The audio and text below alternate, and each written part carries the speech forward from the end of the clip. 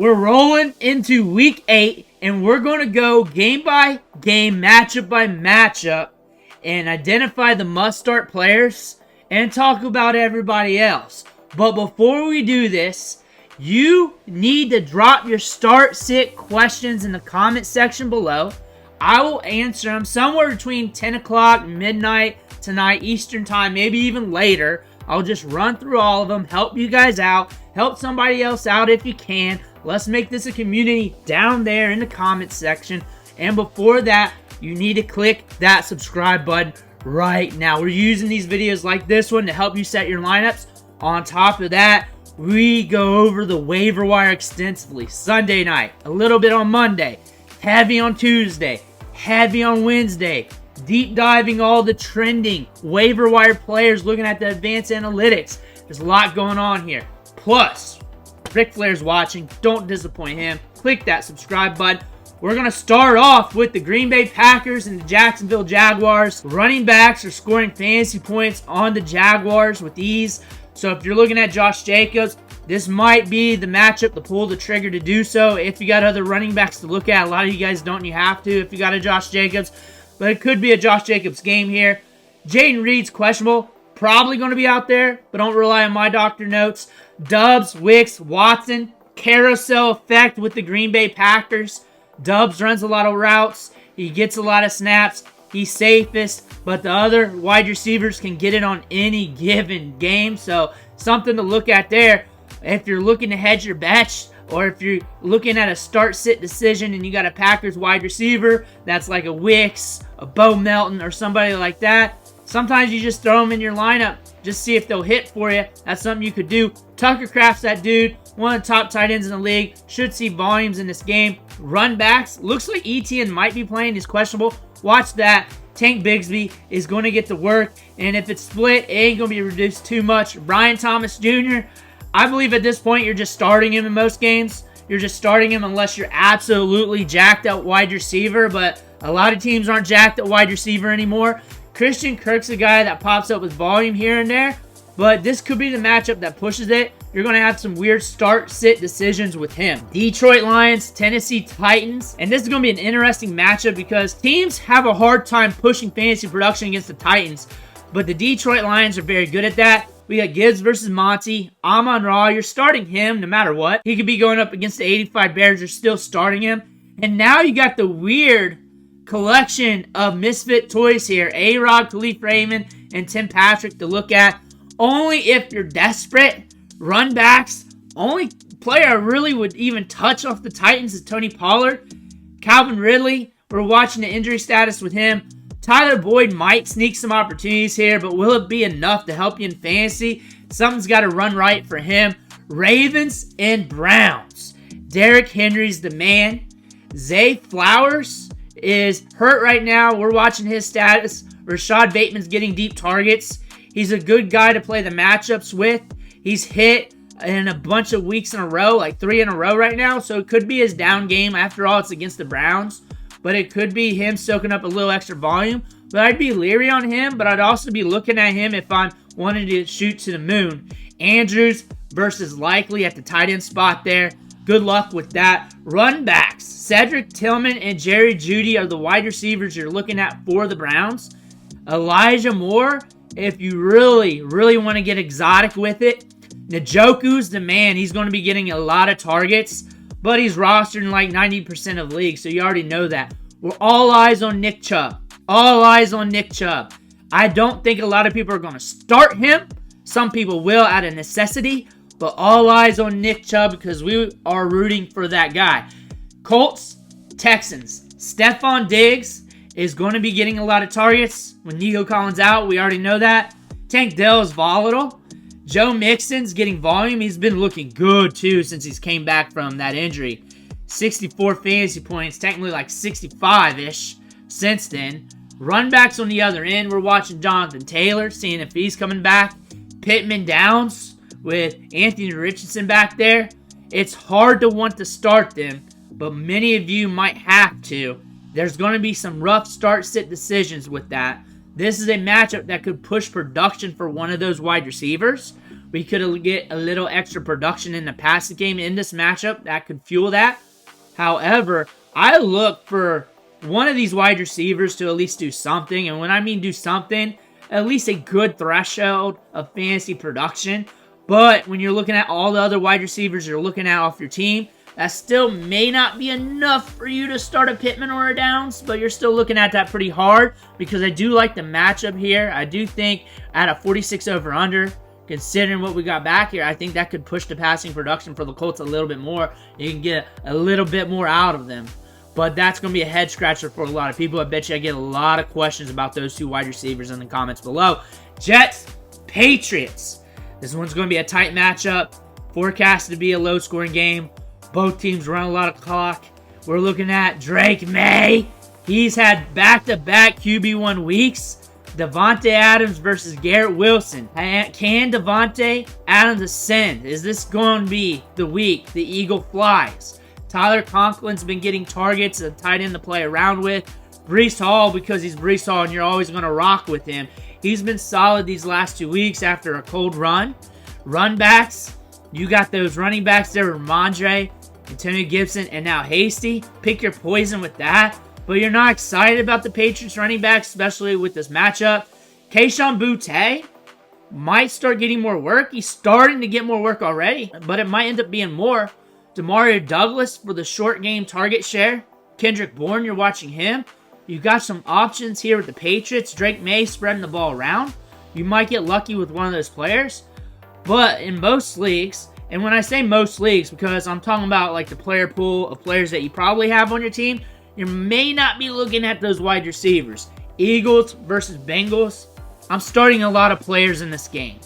This game breaks a lot of ties for me. We got a 48 over-under. The ball should be moving in this matchup.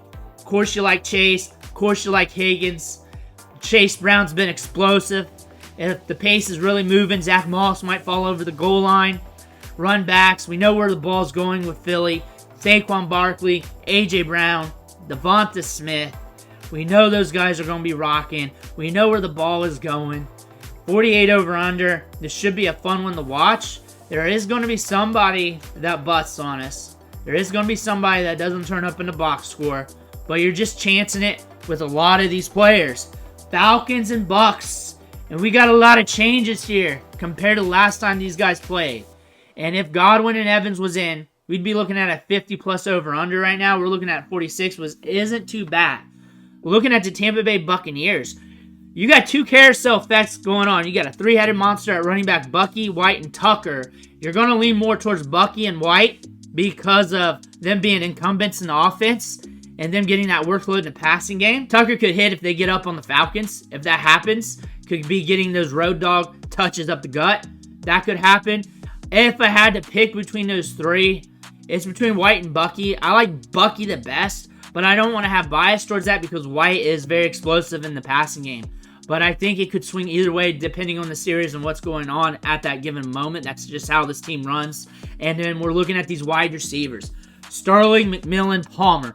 Palmer could hit for you if he just brings in a couple deep balls. That being said, with how he plays the game and how volume could run his way, he is like a speculative gamble in your lineup. So if you got a start-sit decision with him and you're really looking at that, it's really a coin flip and it's very situational and it's just a big guess. When you're looking at McMillan and Sterling, you're really waiting to see who gets the targets, who gets the volume. Sterling Shepard will be more in the slot. He ran 40% of his snaps in the slot last week. That's where he's always been throughout his career. McMillan will be in the slot a good bit, but he'll also be moved around a lot. He's got a good rapport with Baker Mayfield.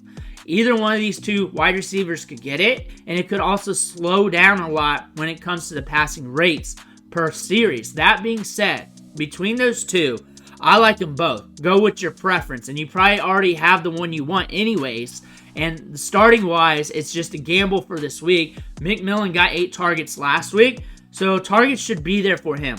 Sterling could sneakily rack up targets. That could happen in this matchup. Both of them could be target monsters, one of them, and I like McMillan the best long-term for this season if you're still somehow looking at both those wide receivers. Bijan Robinson should be rolling. You should always be starting him no matter what, and there's going to be games where he's down because he is somewhat volatile, but he does have a lot of up games.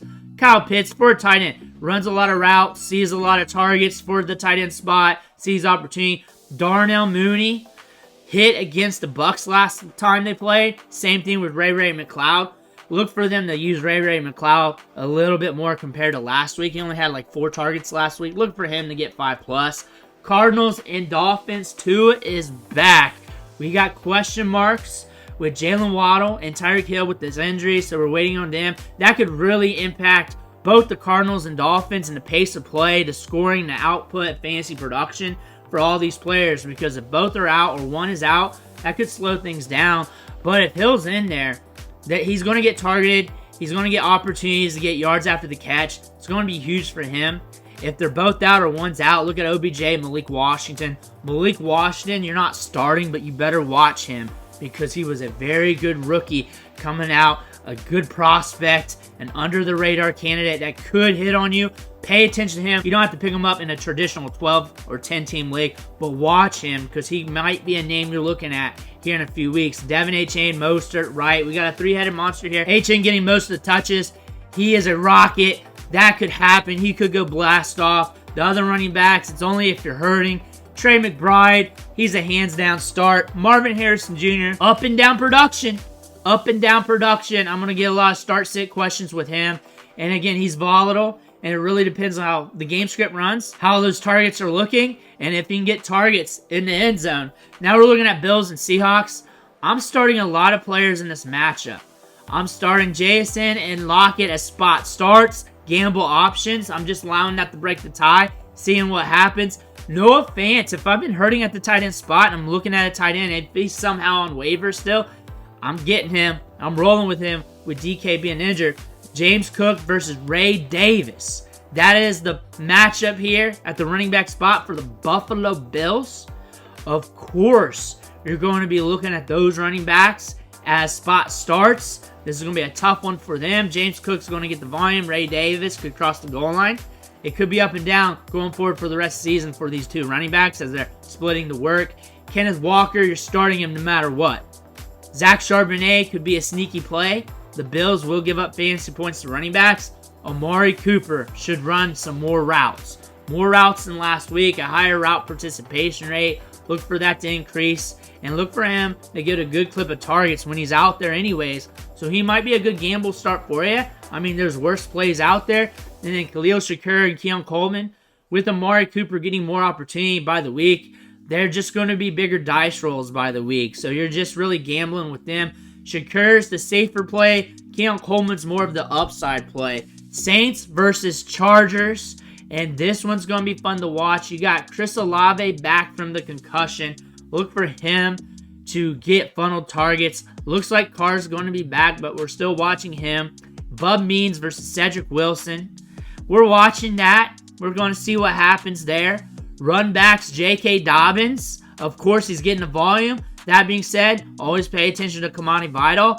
Ladd McConkey is questionable, but he played last week while being questionable. So look for him to get work and targets. Josh Palmer's another wide receiver if you're hurting. He's got a rapport with Justin Herbert. Should be getting opportunity there. If anything, he could be a guy that if you're hurting a wide receiver, you throw in there knowing that he's going to get some work in the passing game. Bears and Commanders. We're watching Jayden Daniels. Very funny in the interviews with him because he's saying that he could play, but he's just waiting on what the administration is going to say about that with the Washington Commanders. That being said, he could be in, he could be out.